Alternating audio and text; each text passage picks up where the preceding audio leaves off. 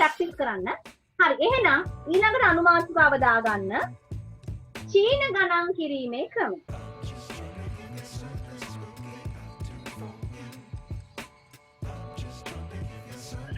මාතෘකාව චීන ගණන් කිරීමේ ක්‍රම. හරි. මේ චීන ගණන් කිරීමේ ක්‍රමය දන්නවයි කවුද මෙතන කරාටි කරලා තියෙන්නේ? තාරක, මදුෂාන්, ඉබ්‍රහීම් කරාටි කරලා පොඩි කවුද කරේ? මම කොවින්දද? ඔව් සෙන්සර්. කොවින්දද මාස්ටර් සෙන්සෙනේ කියන්නේ ඔයගොල්ලෝ මතකද? ඔව් සෙන්සර්.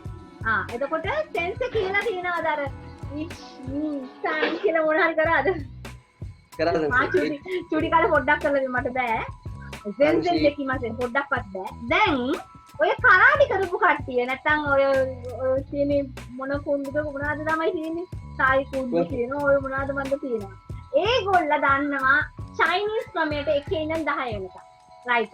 ඔන්න බලන්න මම හිමීට කියන්නම්. ඕගොල්ලෝ ෆලෝ කරන්න පුතේ මෙතන රෝමාජි කියලා දිනවා ඉංග්‍රීසි වලින්. ඒකේ 1 ඉඳන් පල්ලෙහාට බලන්න සෙන්සර් කියන්නම්. ඉචි ni sa shi go roku tichi hachi kyu ju එකේ ඉඳන් 10 වෙනකම් බලා ගන්න. මම ආයි කියන්නම්.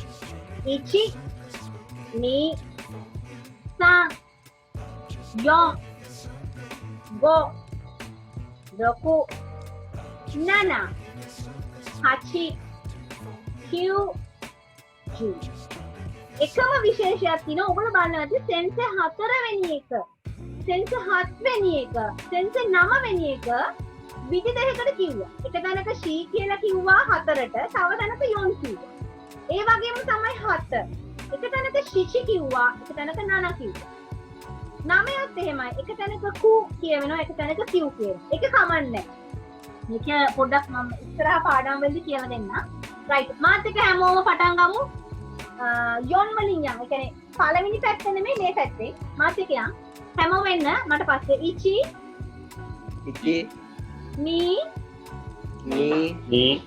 san don go roku nana hachi kyu ju මෙතනම පුරුදු වෙන පුතේ 4ට යොන් කියන්නත් 7ට නනා කියන්නත් ඉගෙන ගන්න.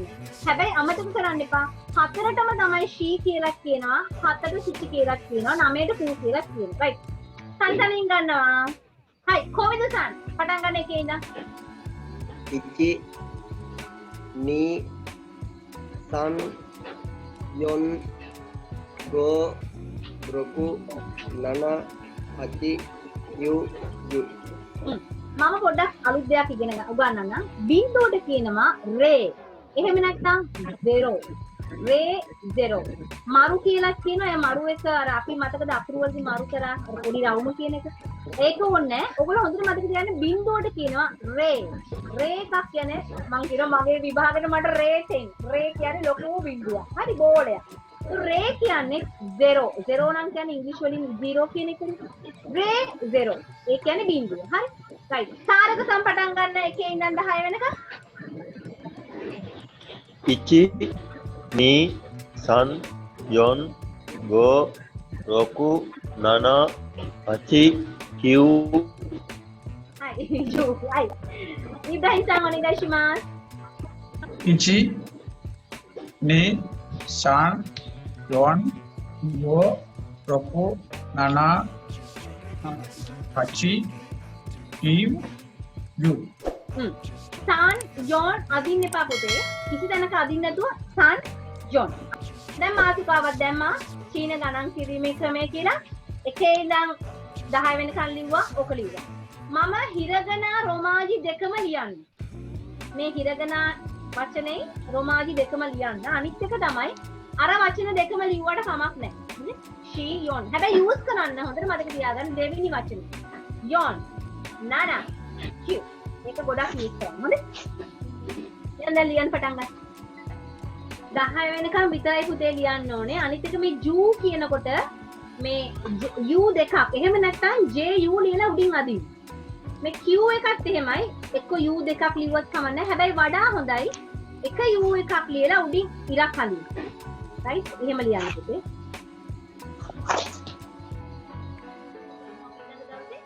මේ එකේ ඊළඟ දවසේ හැමෝම kanji ටිකක් මම ප්‍රධාන මූලික ටික උගන්වනවා. ඒක නිසා පිටු 80 පොඩි පොතක් අඟල් භාගෙ අඟල් භාගයක පිටු 80 පොඩි පොතක් ලෑස්ති කරගන්න පුතේ kanji වල. ඒක කොහොමද ඉස්සරහට ඕන වෙනවා.